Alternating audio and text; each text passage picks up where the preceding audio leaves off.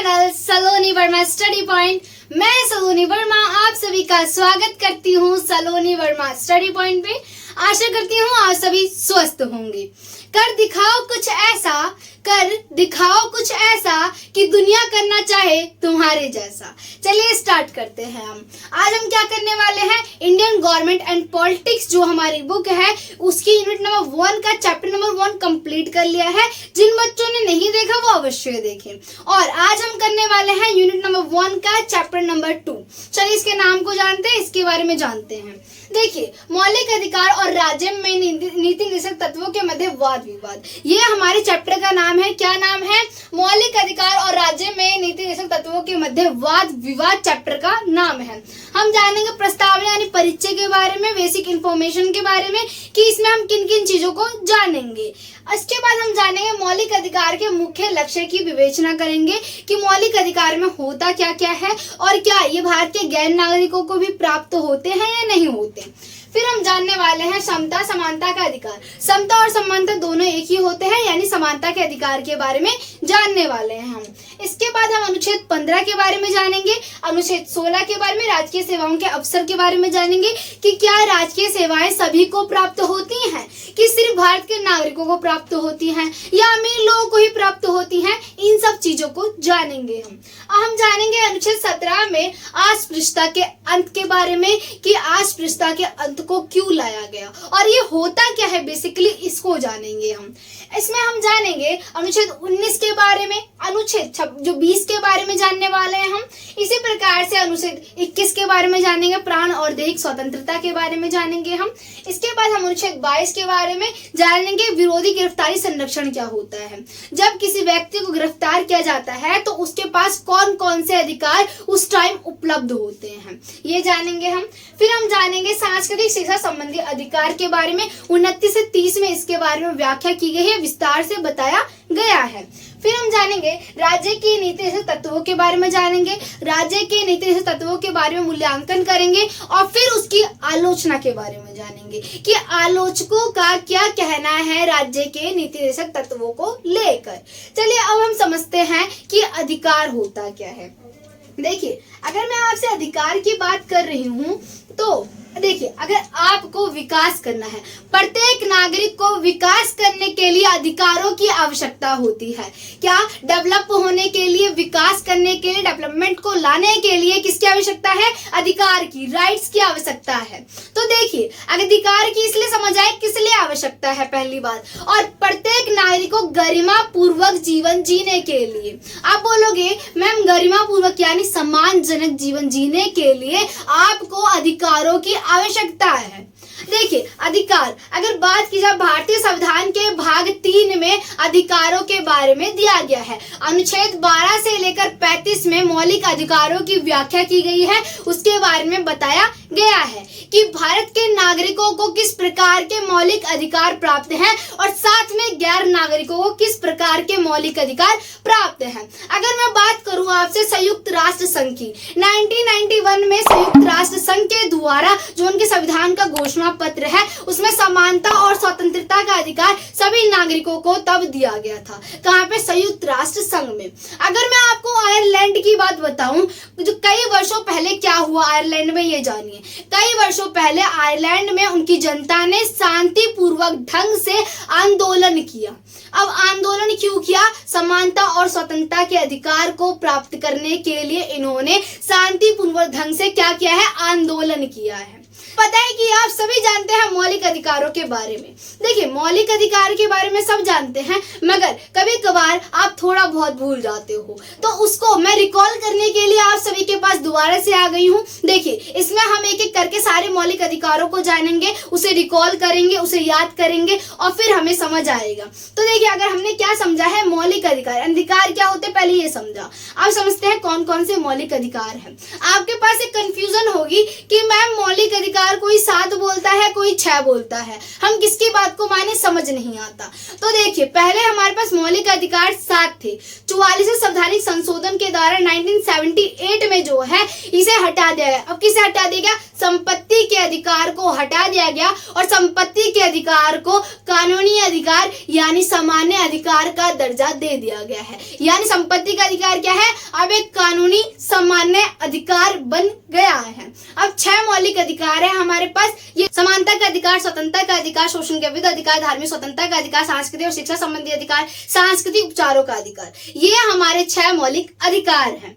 अब देखिए हम थोड़ा सा और जानते हैं चीजों के बारे में। अगर मैं आपसे बोलूं कि जो भाग के बारे में बात की जा रही है, नीति निर्देशक तत्वों को आयरलैंड से लिया गया है। अगर भाग की बात की जाए तो भाग 3 में इसके बारे में बताया गया है। तो आपके मन में प्रश्न आ रहा होगा कि मैम भाग 1, भाग 2, भाग 3 में क्या क्या चीजें हैं। पहले भाग में मौलिक अधिकारों के बारे में बात की गई है, दूसरे भाग में संवैधानिक उपचार नीति निर्देशक तत्वों के बारे में बात की गई है, और तीसरे भाग में बात की गई है कि मौलिक अधिकार और नीति निर्देशक तत्व क्या एक दूसरे के पूरक है या नहीं है। समझ आया आपको कि क्या बात की गई इसके अंतर्गत। देखिए अगर उसके बाद आगे बात की जाए, देखिए मौलिक अधिकारों के मुख्य लक्ष्यों की विवेचना। अब आपको मैं बात करूं कि मौलिक अधिकार, क्या मौलिक अधिकार सिर्फ भारत के नागरिकों को प्राप्त है, बाकी कोई अधिकार किसी को प्राप्त नहीं है। तो देखिए मौलिक अधिकार को छोड़कर, कुछ अधिकारों को छोड़कर बाकी सभी अधिकार जो है सभी नागरिकों को यानी गैर नागरिकों को, यानी जो भारत के नागरिक नहीं है उन्हें भी प्राप्त हैं, यानी वो सभी कानून के समक्ष समान हैं, ये बताया गया है इसके अंतर्गत। अब देखिए हमने परिचय को जान लिया है, हमने मौलिक अधिकार के मुख्य लक्ष्यों की विवेचना कर ली है। अब हम जानने वाले हैं समानता के अधिकार के।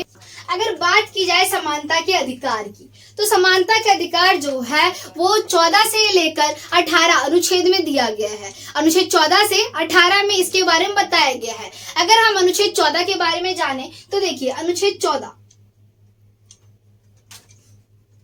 इसमें बताया गया है कि सभी लोग समान हैं, चाहे वो भारत के नागरिक हो, क्या वो भारत के नागरिक हो, मान लीजिए भारत के नागरिक हैं और गैर नागरिक जो हैं,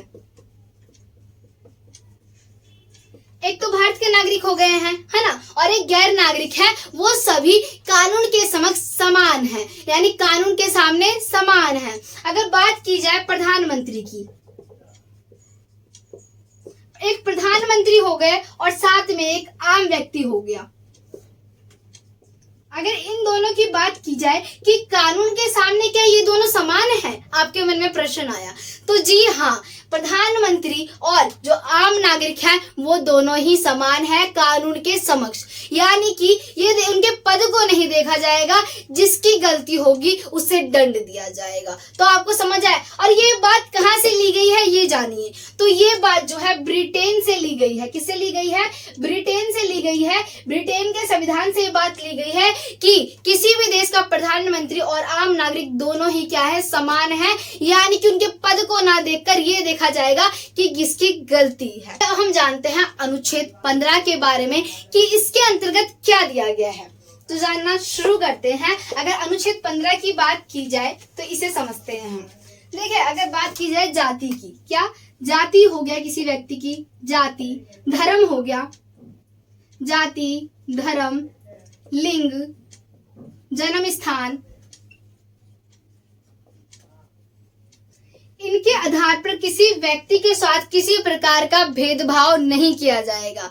क्या जो है जाति, धर्म, लिंग, जन्म स्थान के आधार पर किसी के साथ किसी प्रकार का भेदभाव नहीं करेगी सरकार। अब देखिए किस प्रकार का भेदभाव, आप ये सोच रहे होंगे। तो देखिए जो सार्वजनिक जगहें होती हैं, आप बोलोगे सार्वजनिक जगह कौन कौन सी, इसके अंतर्गत पार्क आ गया, स्कूल आ गया, है ना, स्कूल, पार्क, ये सारी जगहें जो आ गई वो एक सार्वजनिक जगह है। आप तालाब ले सकते हैं, नदियां,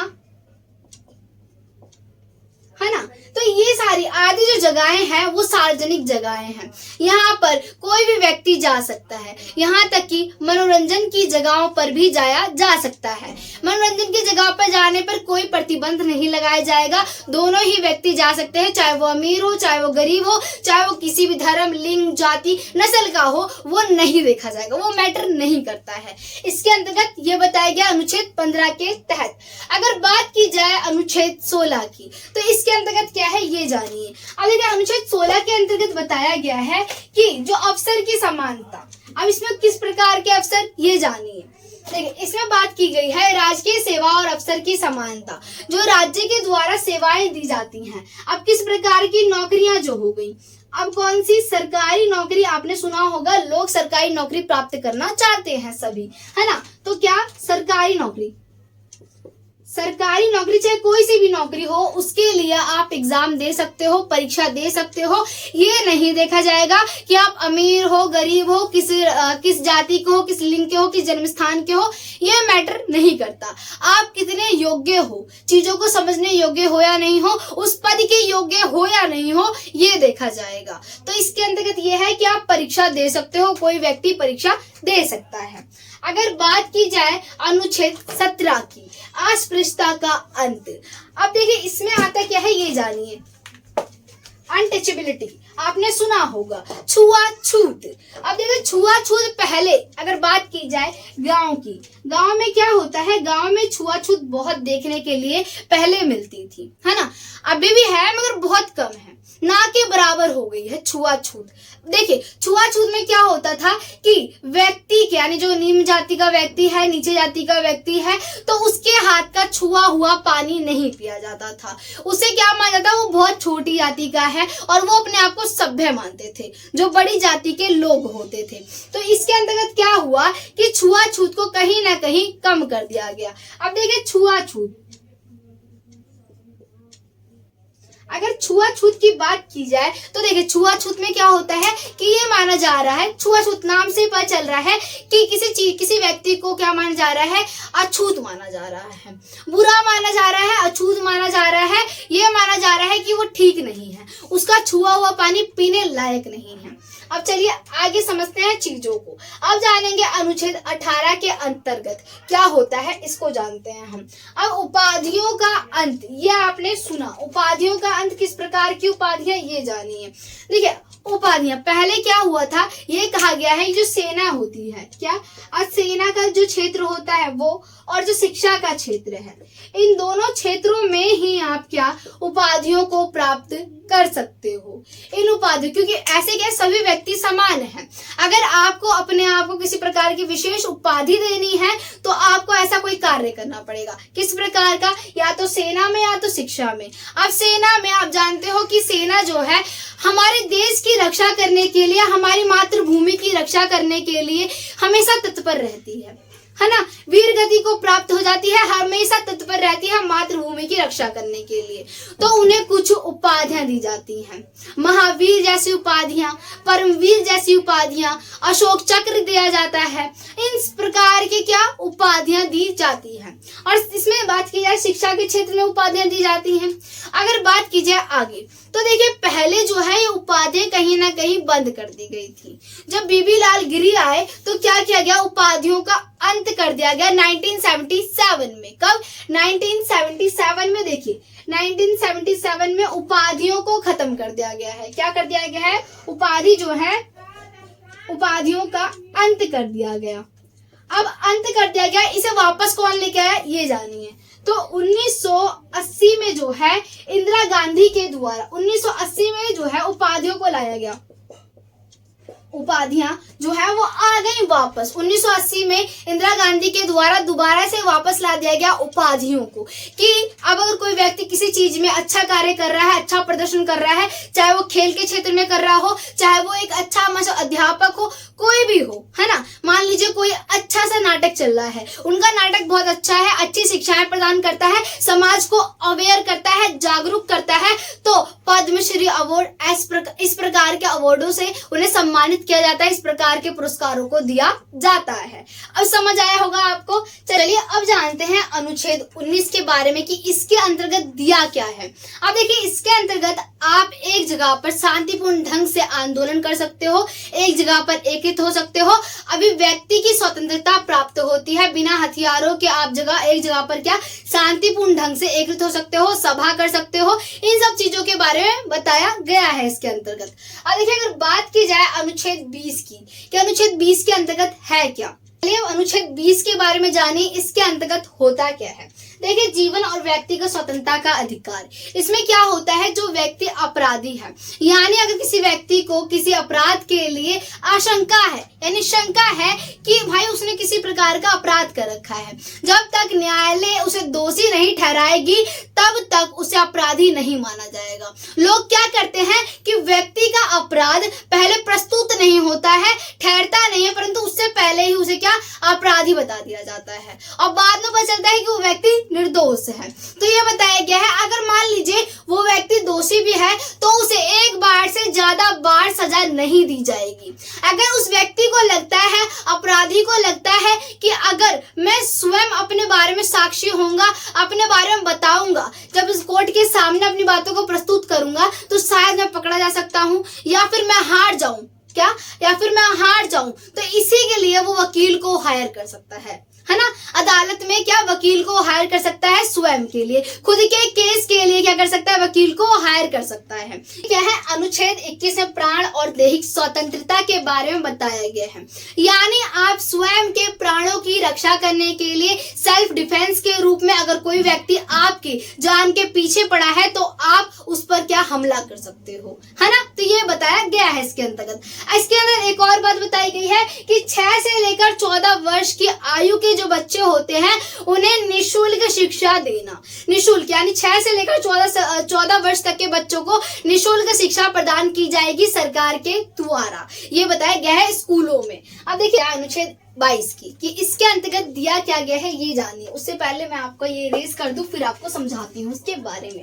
अगर बात की जाए अनुच्छेद 22 की विरोधी एवं गिरफ्तारी संरक्षण की बात की गई है।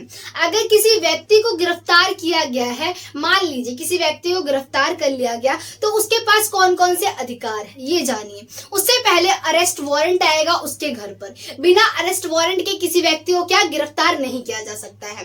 पहले क्या है, अरेस्ट वारंट आया, फिर उसके पास ये अधिकार है कि वो वकील से परामर्श कर सकता है, बात विचार कर सकता है।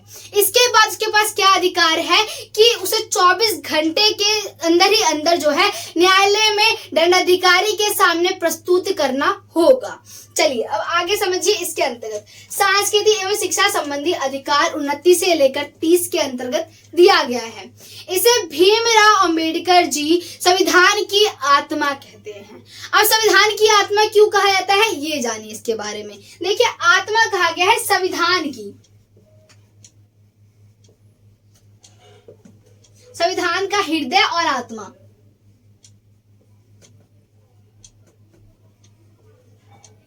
अब मुझे आप बताइए, हृदय और आत्मा के बिना कोई व्यक्ति रह सकता है? नहीं रह सकता। उसी प्रकार से संविधान भी इसके बिना यानी सांस्कृतिक शिक्षा संबंधी अधिकार के बिना नहीं रह सकता, ये बताया गया है।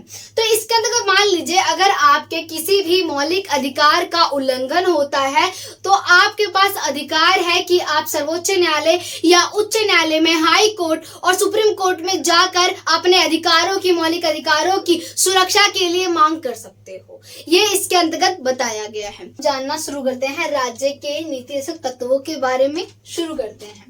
देखिए इसे क्या बोलते हैं, directive principle of state policy के नाम से भी इसे जाना जाता है। इसे भाग 4 में रखा गया है। अनुच्छेद 36 से लेकर 51 में इसके बारे में बताया गया है। अगर मैं आपको बताऊं अनुच्छेद 36 से लेकर 51 में जो दिए गए हैं पूरे अनुच्छेद, क्या आप इसके बारे में जाकर ये बोल सकते हैं कि इसे लागू कर दिया जाए या ना किया जाए? इसके बारे में जानते हैं। देखिए इसे क्या बोलते हैं, शॉर्ट में DPSP इसके नाम से जाना जाता है। सामाजिक आर्थिक राजनीतिक न्याय का प्रतीक है। ये क्या, सामाजिक आर्थिक न्याय का प्रतीक है। नीति तत्व जो है वो सामाजिक आर्थिक न्याय का प्रतीक है। इसके बाद क्या है, इन्हें न्यायालय में चुनौती नहीं दी जा सकती। अब देखिए इसे आप सोच रहे हो कि मौलिक अधिकार के द्वारा हम, जैसे मान लीजिए मौलिक अधिकार का हनन हुआ, हम सर्वोच्च न्यायालय में, उच्च न्यायालय में चले गए, हमने बोला कि हमारे अधिकार की रक्षा की जाए, परंतु इसमें आप नहीं कर सकते हो। इसमें मान लीजिए कि 36 से लेकर 51 तक के जो मौलिक अधिकार हैं उसे लागू, जो अधिकार है उसे लागू किया गया है, तो इसके अंदर मान लीजिए किसी को लागू नहीं किया गया, आपको चाहिए वो अधिकार, तो आप ये नहीं बोल सकते हो कि उसे लागू किया जाए ये बताया गया है। यानी कि इन्हें न्यायालयों में आप चुनौती नहीं दी जा सकती है, आप इसे चुनौती नहीं दे सकते हो। सरकार नीति बनाते समय जो है बातों का ध्यान रखती है कि लोक कल्याण राज्य के लिए हो, यानी लोगों के कल्याण के लिए जो है योजनाएं बनाई जाए। जब सरकार किसी भी नीति निर्देशक तत्वों के नियमों का बनाना शुरू करती है तो ये बताया गया है, यानी कि इन बातों का ध्यान रखती है किसी भी नीति को बनाने से पहले। अब देखिए व्यक्ति के विकास के लिए आवश्यक बातें क्या है ये जानिए। तो इसमें गांधीवादी जो है सामंतवादी उदारवादी विचारों को स्थान दिया गया है, यानी नीति निर्देशक तत्वों में जो है गांधीवादी समाजवादी उदारवादी इन विचारों को रखा गया है, ये बताया गया है। देखिए अब जानेंगे नीति निर्देशक तत्वों का मूल्यांकन। अब हम इसके मूल्यांकन करने वाले हैं, ये जानते हैं। देखिए सरकार के कल्याणकारी राज्य बनाने के लिए जो है संविधान में विभिन्न संशोधन समय समय पर किए गए हैं। ऐसे आपको पता है कि समाज में कल्याणकारी योजनाएं बनाने के लिए ताकि देश का विकास हो सके, इसलिए कई बार संशोधन किए जाते हैं। अब देखिए बात क्या है जिसमें कि सामुदायिक विकासों का कार्यक्रम एक मील का पत्थर साबित हुआ है। क्या कि एक मील का पत्थर साबित हुआ है। क्या साबित हुआ है इसमें? सामुदायिक विकास का कार्यक्रम जो है वो एक मील का पत्थर साबित हुआ।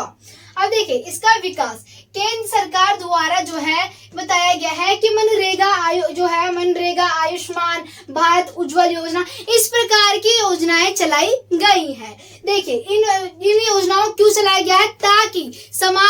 ताकि लोगों के लिए कल्याणकारी योजनाएं बनाई जाए। इस प्रकार की कल्याणकारी योजनाएं बनाई गई हैं ताकि गरीब व्यक्ति को संरक्षण दिया जा सके, उसे आगे बढ़ाया जा सके और उसे बराबर लाया जा सके एक जनरल व्यक्ति के द्वारा। जैसे एक जनरल व्यक्ति है उसके द्वारा SC OBC ऐसे व्यक्तियों को भी ऊपर उठाया जा सके, उनका संरक्षण उन्हें दिया जा सके ताकि वो भी आगे बढ़े और देश में अपनी भूमिका को दिखाए, है ना, देश में अपनी भूमिका को लाए, ये बताया गया है। अगर बात की जाए कि इसकी आलोचना क्यों की जाती है, यानी नीति निर्देशक तत्वों की आलोचना क्यों की जाती है, चलिए समझते हैं क्यों की जाती है।